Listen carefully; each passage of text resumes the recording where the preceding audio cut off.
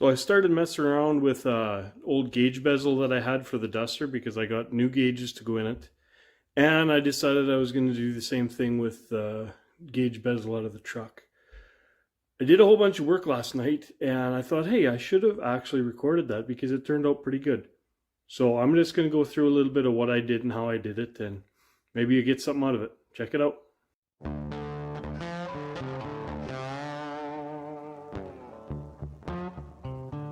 Now here's an old spare dash bezel that I have for the Duster. I wanted to just make this whole back area a flat piece. I did this once before and I did it from behind and I wasn't at all happy with how it turned out. So this for me is, I guess, kind of take two. But what I'm going to try and show you is how I went about cutting my template for this area and back here. The funny thing is, this angle is not the same as this angle, and this is not 100% perfectly flat, nor is this 100% perfectly flat. It's a totally crazy shape.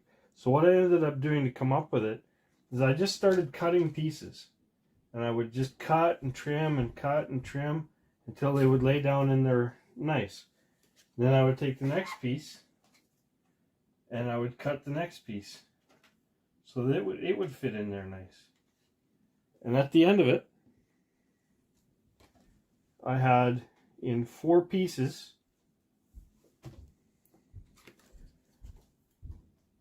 a real decent idea of the shape of the piece that I needed. Now this isn't quite as nice as it was, but I took that piece, laid it out on another fresh piece of this. It's a real heavy paper. It's not corrugated cardboard. It's just a nice heavy sort of construction paper type stuff.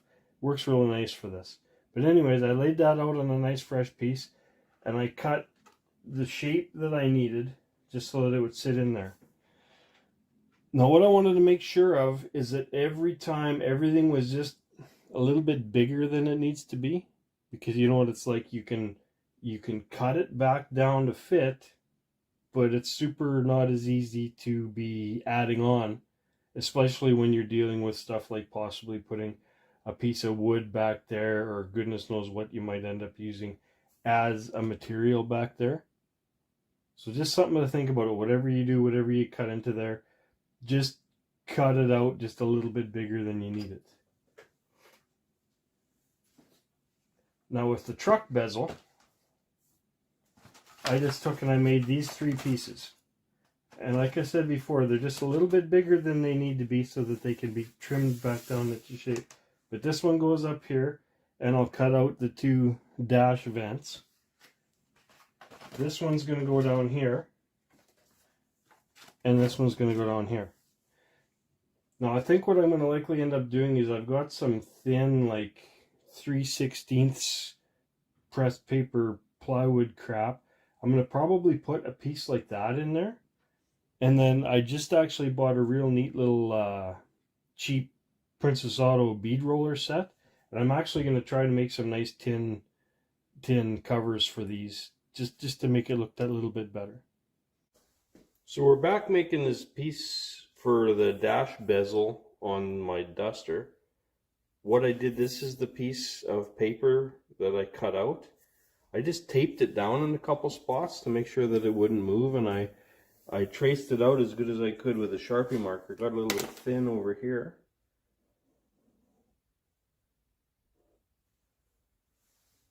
Perfect. So let's see what we got. That'll be good. We can maintain this flat edge as a starting point. This is like a factory cut edge. So hopefully that's going to work out good for us.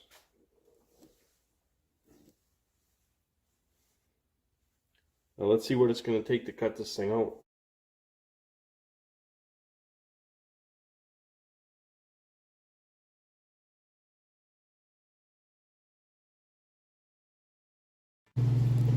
Okay, now remember, this is still a pretty rough cut. It's close, but I'm going to have to tune it in. But it turned out pretty good when you cut it rough with that angle grinder. I know that wasn't the most safety friendly bit you're ever going to see on YouTube, but I got her done and I got it close enough that I could cut it easily with tin snips. Now this is one of my favorite tools that I've purchased lately. Just when you're fabricating and fitting stuff up, it doesn't matter, it works on the lighter gauge or the heavier gauge. It's got the one little the little disc here that looks like it needs to be replaced, and then the belt up here. Man, you can just shape and tune stuff up on this thing like crazy. I'm really happy with it. It was a good purchase for me.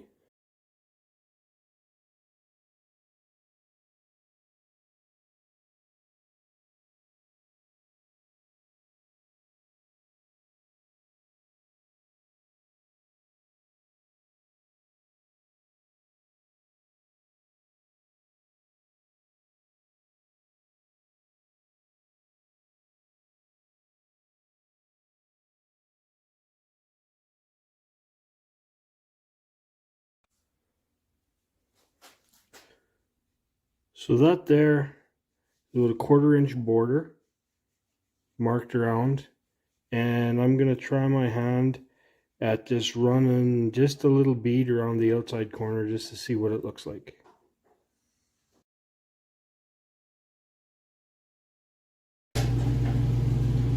Note to self, make sure you've got the right side up when you're rolling it, because now this is backwards. The bead is going the wrong way. But you know what? We'll have a look. Maybe we'll be able to use it this way too. Lots of fun. Okay, now I'm just going to cut the center out of this, and I'm going to leave enough around the edge to hold the new base. That's one thing I screwed up when I did this last time. I cut the entire thing out and I didn't leave anything to hang on to. So hopefully I'll learn from my prior screw ups.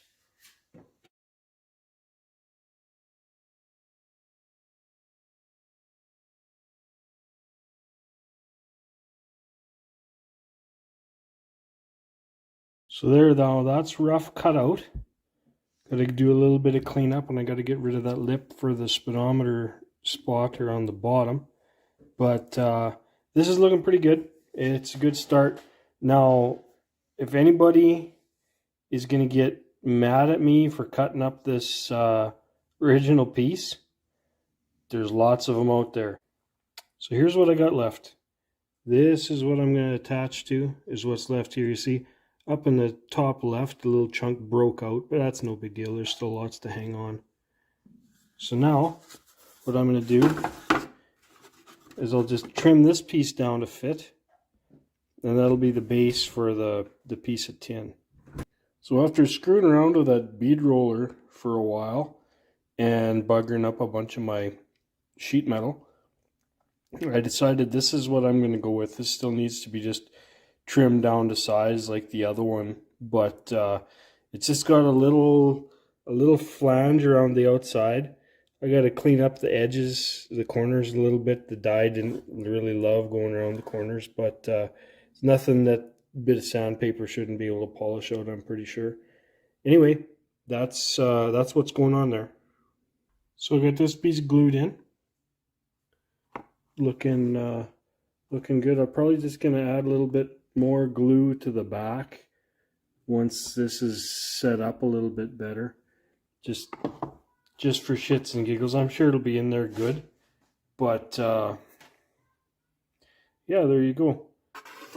This piece is getting real close to being good. I just got to trim a little more, I think, off the top, and it'll set right down in there. I'm really hoping this is going to turn out right.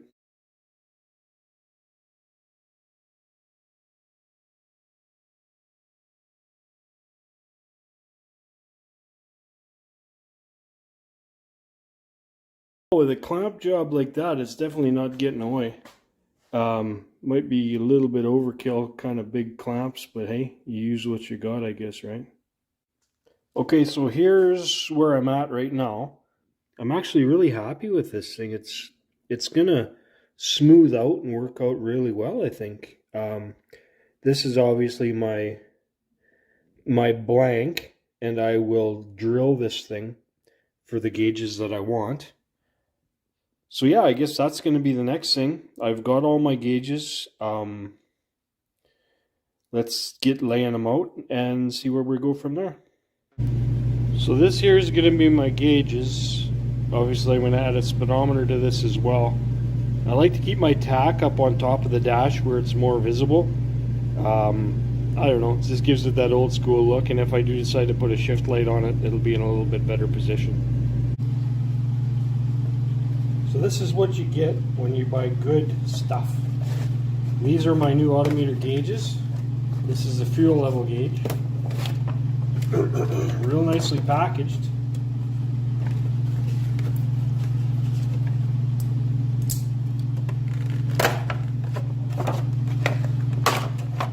Okay, what all do we get?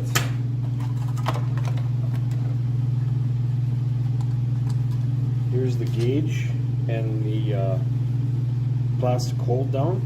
Looks like nice quality stuff. A little light bulb kit with a red and a green shade. Ooh, what's in here?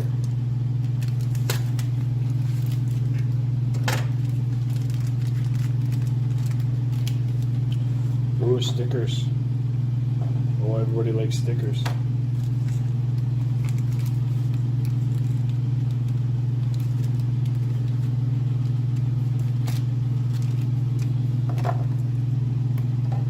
Here's the nice little nuts to hold the gauges in place.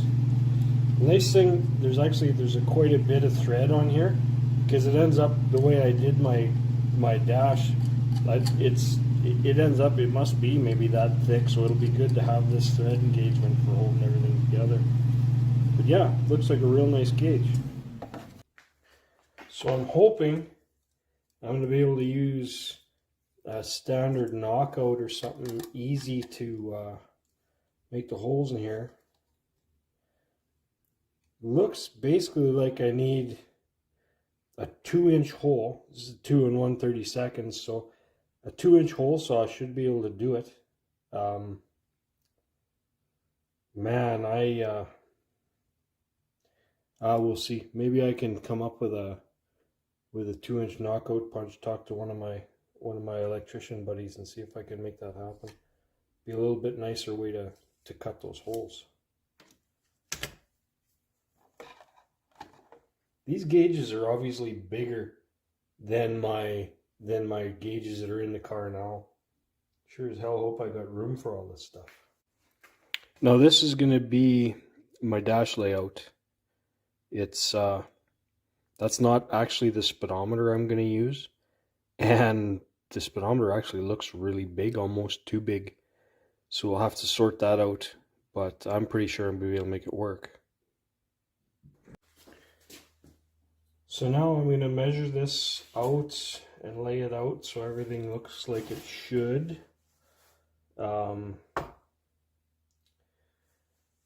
Think about it a whole bunch of times before I cut anything, and then hopefully I won't have to be doing this all over again. Okay. See how it goes.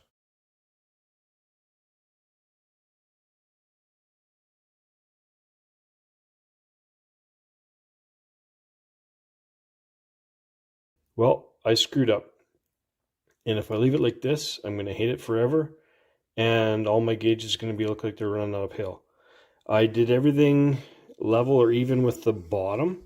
But when I actually went down and had a look at the car, the bottom of the dash runs uphill and the top of the dash is nice and flat and horizontal and even. So of all these markings, the only ones I can use is this one right here for the speedometer. That'll stay the same, but I'll just have to redo everything for the smaller gauges. Oh well, it's hot rodding, I guess. Still fun.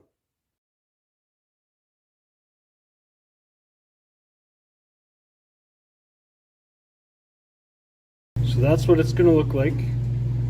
As far as gauge layout, I'm going to have the oil pressure here with a warning light directly below it. Obviously speedometer, temperature, volts, probably vacuum and fuel over here, kind of, I don't know, order of importance is more or less, you want to see your oil pressure and your temperature, most importantly, I guess, to make sure nothing's going to blow up. So that's the way I got it figured anyway.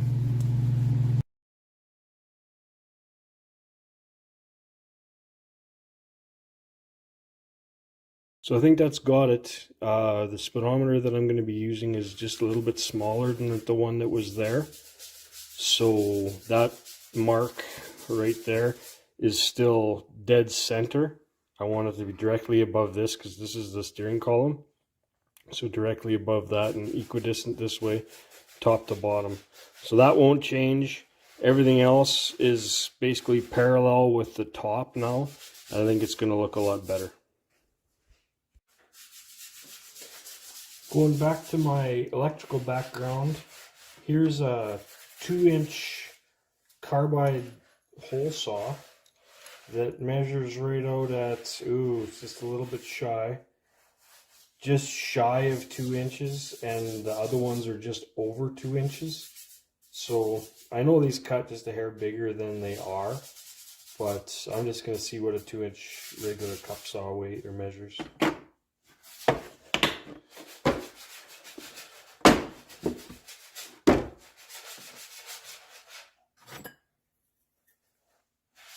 Two and a quarter, too much, 1.5 inches, not enough.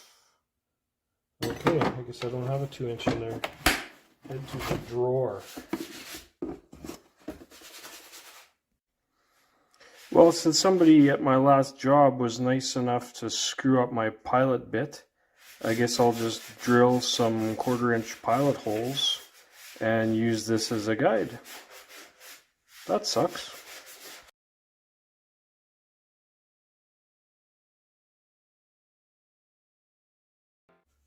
Well, I was right. I guess that hole saw is not going to be quite big enough.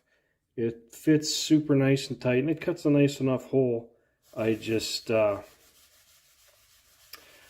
just going to have to hug them out a little bit with a file or something, but that's alright. It'll keep the fit nice and snug. So this is what we got so far. I did use that 2-inch saw, and I ended up just had to hog it out just a little wee bit with a die grinder and a flap wheel.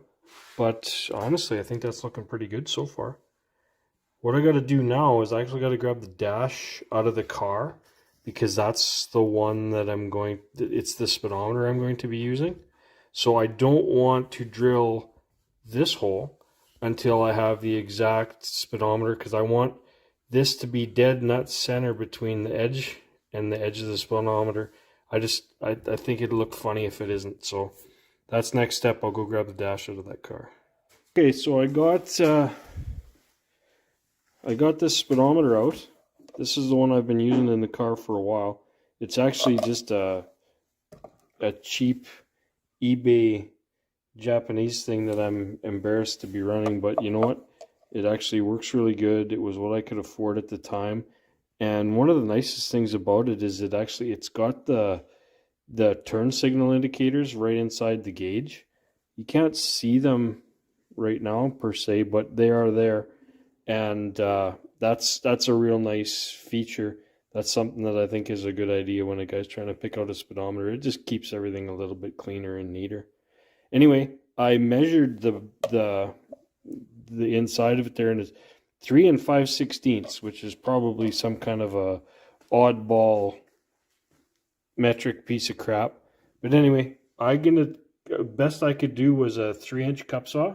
So I'm gonna drill it out with a 3-inch cup saw. Hopefully it'll waller out a little bit bigger than 3-inch, and I'll have to go after it with the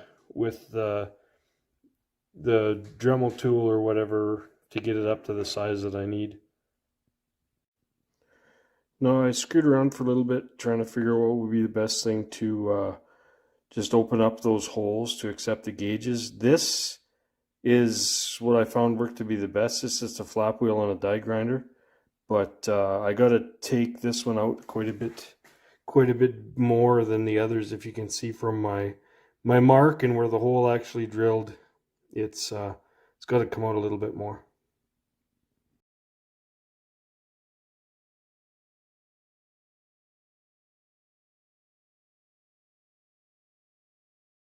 And there she is. That's how it looks. Obviously I got a little bit of more bodywork type work and throw some paint, maybe try and reproduce that factory chrome around the outside edge. But as far as I got done now, it looks pretty good. Right down there below the oil pressure gauge, I think I'm going to put a idiot light, because I'm that idiot that doesn't always look at his gauges. And who knows, if I can find the proper switch, maybe I'll put a idiot light underneath the water temp too. Anyway, this whole thing's turning out pretty dang good so far. Pretty happy. So these two bottom gauges, I've got to trim the backing away just a little wee bit to get the attachment bracket just to lay down quite perfect, so that the nuts will tighten up like the others.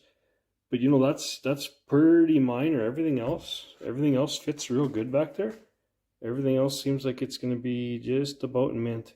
The only thing, and it's not a thing, it's just me being my electrician self.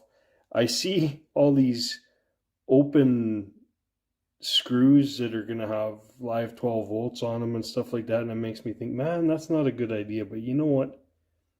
It's 12 volts. I'm used to 120, and I guess that's maybe what bothers me about it. But realistically, this is going to be a real nice setup. So to start with, I puttied up around the edges. I goobed lots on there thinking I'll let it dry and I'll just be able to sand as much of it off as possible to get the shape that I want. Pretty sure it's going to work out real well.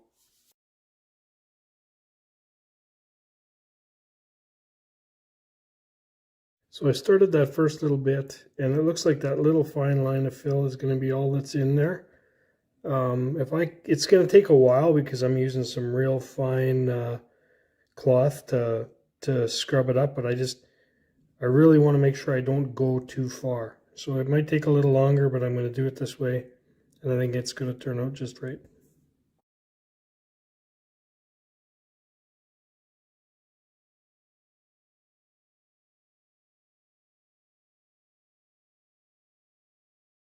Okay, so that's roughed in pretty good. I sprayed it with a little bit of adhesion promoter because you want to make sure that paint's going to stick to the plastic.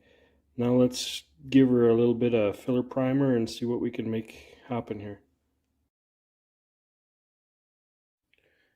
Okay, that's the first coat of filler primer.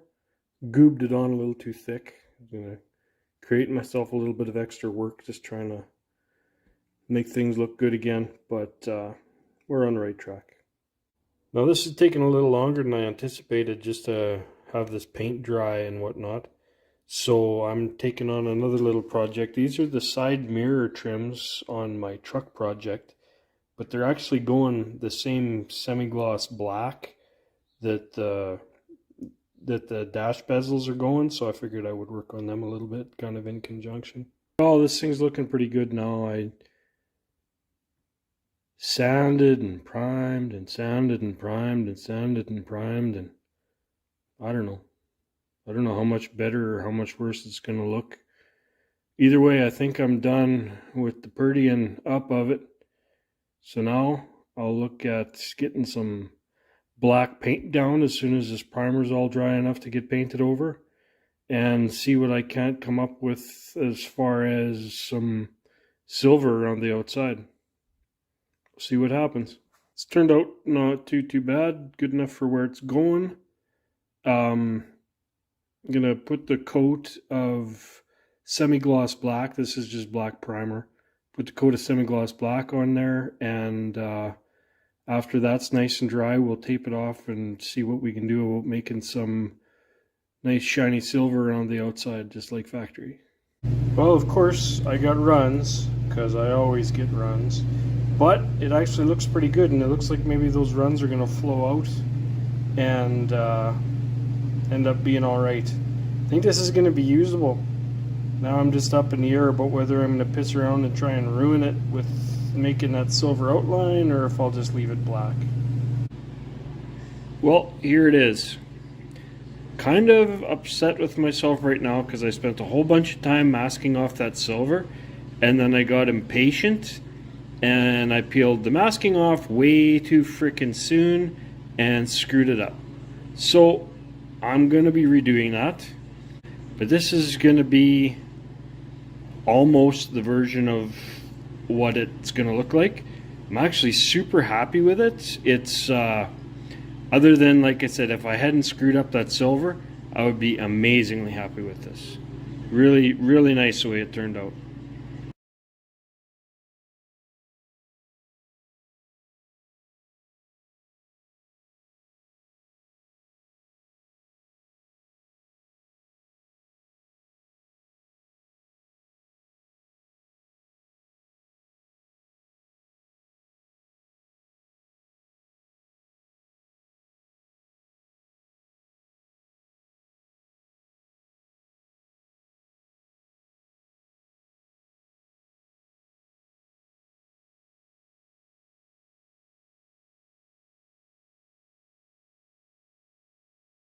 So there it is, all masked up. Let's try and get some silver paint on it. Hopefully I'm not going to screw it up this time. I did a light coat of silver and I'm going to let it dry, and then I'm going to hit it with another light coat. Now the reason I'm doing this is when I did it last time I put a real heavy coat on there and it really had a bad habit of leaching under the tape, and it got gobby and runny and not nice, which realistically every time I spray can paint everything it gets gobby and runny, so I'm just trying to get better. Who knows, we'll see if it's gonna work. Well, there you go, got it unmasked. There's a couple little touch-ups and a couple things that I'm not happy with, but nothing that I won't be able to fix. Overall I think it's gonna look really good. Give me a minute and I'll show you the same thing with the gauges in. Well, there it is. It's far from perfect, but I'm actually pretty happy with it. So a couple things on this project from my perspective. It would have turned out a lot nicer had I just been a little more patient. I spent all that time masking that thing out, and if I could, it's a character flaw with me, but if I could just find a way to be a little more patient, it would have turned out a lot better. I'm happy with it. The entire car is not perfect, so this will be probably better than a lot of pieces of it. But anyways, that's kind of my thing with that. One other thing, I would cut all the holes in anything that I was going to need out of that piece of tin that holds the gauges. I would cut that all out before I glued it together. I was pretty fortunate, but there's a real possibility of actually breaking that plastic surround while you're doing the cutting. And one last thing, I don't think I would bother with that pressed paper pretend wood stuff that I put in behind. I think I would just glue the tin right down to the plastic backing. That didn't add any value. I thought it might stiffen it up and make it a little more sturdy, but that bead roll around the outside stiffened up the piece of tin just that little wee bit. And I really don't think I would bother doing that part of it. Now, at the same time that I was doing the car bezel, I was also doing a bezel for my truck project. And that one, I didn't use the backing material. I just went straight with the tin onto the plastic bezel, and it turned out really well. I was really happy with it. I'm not done as far as cutting the holes and finishing all that off because I really just don't know how I'm going to do the layout yet.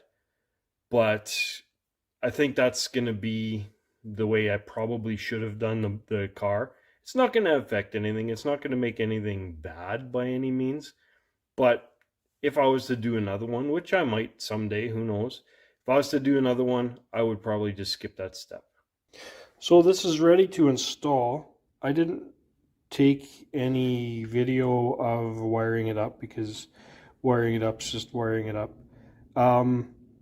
I did use crimp connectors because if done right, they're an excellent way to make electrical connections. I don't care whether you're in a vehicle or what you're doing them on, if done properly, they are a more than acceptable way of making connections. One of the most important things you can have when you're doing crimp connections is a good tool. Now, this is a Klein brand, made in the USA, excellent high quality tool that I've had for years. That's one of the most important things when it comes to making the crimps, is just ensuring you get a good solid crimp, and I think the best way to do that is with a good solid tool. Now, I do have some of these crummy ones. Like if you look at how narrow that is, like that is just cheesy. What it is good for, it's still good for a stripper. They're not bad for that. And these holes along the center that you use for cutting machine screws, I'll use them for that. But as far as using stuff like this to crimp connectors, don't bother. It's a complete waste of time. You don't want to be doing it. If you look at this tool, look at how much thicker and more robust it is. It is designed for the job, and that's what you want. You want a tool that's designed for the job. So I just took this and I ran all the wires that are going to connect to the car, and I'm putting them together with some nice clear heat shrink there. And these will actually terminate in a Molex connector, so that it'll be just plug in and disconnect the whole gauge bezel. The whole gauge system will come out. The only thing other than this one wiring connection is going to be this this line for my vacuum gauge. I don't even know if I'm going to use this little thing or if I'm going to go with something else. I'm undecided on that. This just thin plastic stuff just seems super cheesy, and I'm just scared of it chafing and causing a vacuum leak. But if I can either sleeve it with something or run it inside something, maybe I'll still use it. But that's one of the reasons that I'm able to get away with doing it this way, is because I installed all electric gauges, obviously other than the vacuum gauge. I really didn't like having an oil line coming from the engine into my gauges. That's what I've done all this time until now, but that's why I decided to go with the electric gauge, just so I didn't have to have that hose coming into the cabin. And the temperature gauge too. This is an electric temp gauge with a sending unit and wiring instead of that temperature bulb and the capillary tube that comes in from the engine into the gauges. I never really cared for that either. And if you ever want to completely remove your gauge cluster, say if you want to work on your wipers or anything like that, you got to screw around with that whole capillary tube and bringing it right into the car. So another reason that I chose to go with electric gauges. Now I'll show you in a minute when we go into the car, but you'll see where the other side of this and the other Molex connector is going to be installed. It's just going to be connected right to the factory wiring. Everything here is stuff that was going to the factory, that round plug that was connected to the back of the printed circuit board on the old original system. Now I already cut that apart to use it for the gauges that were in the car previously, so I'm not going to be showing you how that all comes apart or how it used to be, because it's not original anyway. But you'll get a good idea how I did it, and it might benefit you if you decide to do the same thing sometime. Okay, so here's what I got. This is a 12 circuit Molex connector. Now the one that I purchased came only with crimps for 18 to 22 gauge, which is okay for most of what I need. But I just picked up a couple of more pins, a couple of bags of 5 each, male and female, for 14 and 16. That'll do everything that I'll need, and I'll have a few extra pins for the next one I go and do. Now I picked all of this up and this crimping tool specific for these Molex crimps, and the whole thing was 33 bucks Canadian.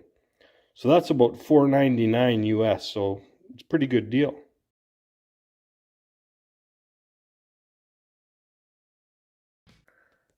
Now these are a little bit different than the usual type. There's kind of a two crimp ordeal.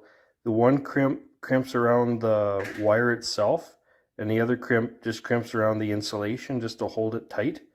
Now, if I can, I'll try and show you how they both work on the tool. There's two jaws, the A and the B. The B does the smaller crimp right onto the wire itself, and the A is the one that does the crimp that's just onto the insulation. I found just in the first couple that I've used that the B works really well and it crunches it up just like it should. The A, not quite so much. You got to just maybe give it a little bit of a feel, but it's one of them things.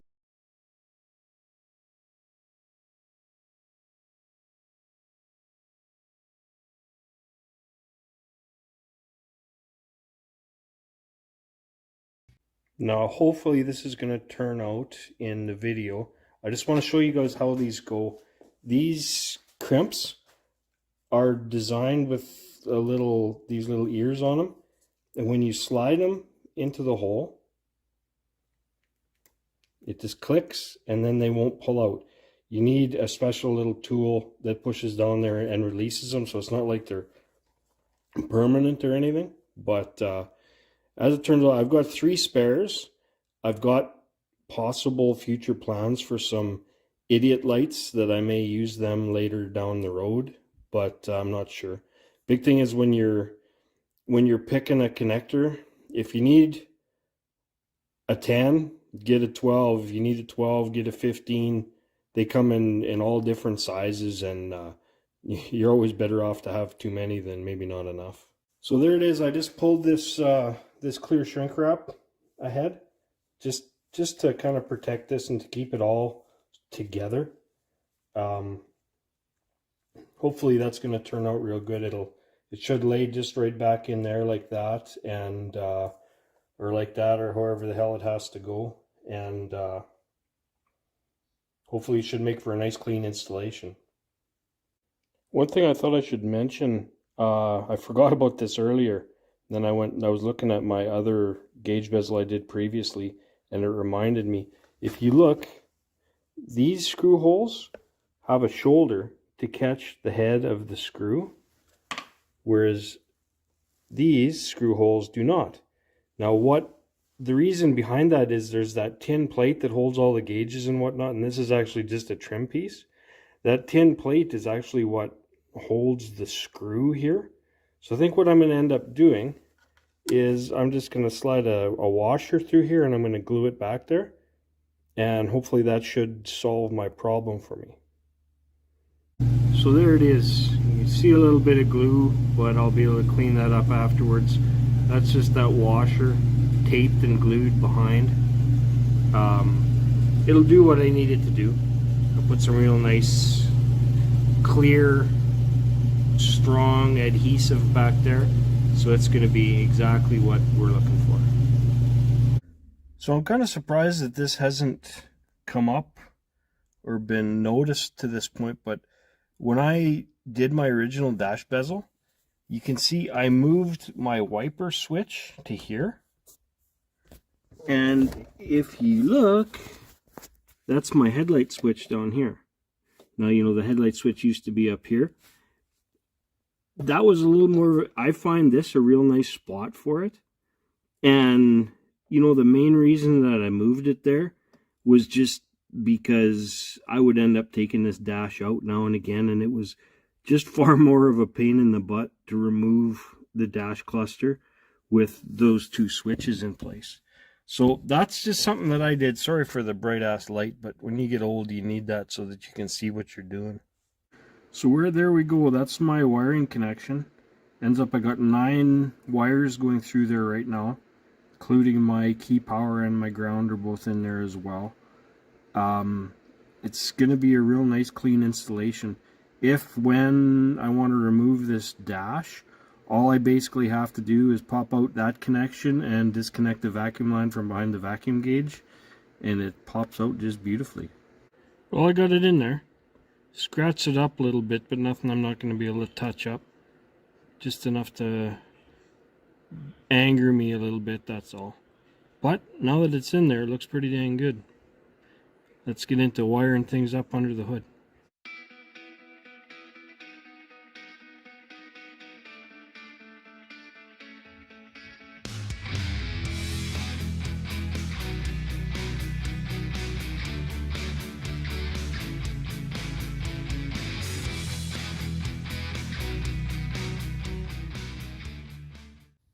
Now here is a fuzzy picture where I gotta pick up my purple wire for my temp gauge. It's going to pick up on the opposite side of the intake manifold from factory, but I'm still going to use the factory wire. Just like to keep the colors the same and everything. Helps out for troubleshooting. Now when I restored the harness for under hood in that car when I was first putting it together, I saved the purple wire that was for the temperature gauge and the gray wire that was for the original oil pressure gauge. I just hid them inside the harness when I was wrapping it all up, and they were there when I needed them for this job. So it worked out really well. Everything passes through the factory bulkhead. All the wiring is good. It's just like it is in the factory service manual wiring diagrams. So if a person's ever having trouble and you got to troubleshoot something, it's all just exactly like it should be. I'm actually really happy with the way that turned out, and I'm glad that I thought to keep those wires in there.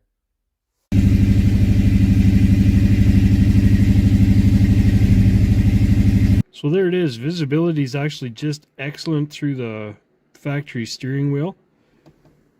Really happy with the way that turned out. The red lights match just what happened to be in my cheap Ching Chong speedometer. So that actually worked out really good. I was worried that they were going to be a little bit dim, but now that get it in there and running, everything seems to be pretty good. I'm really happy with the installation. Anyways, thanks for following along. If you like what you saw, give me a like and a subscribe, and stick around. We got a whole bunch more weird redneck stuff going on. Take care.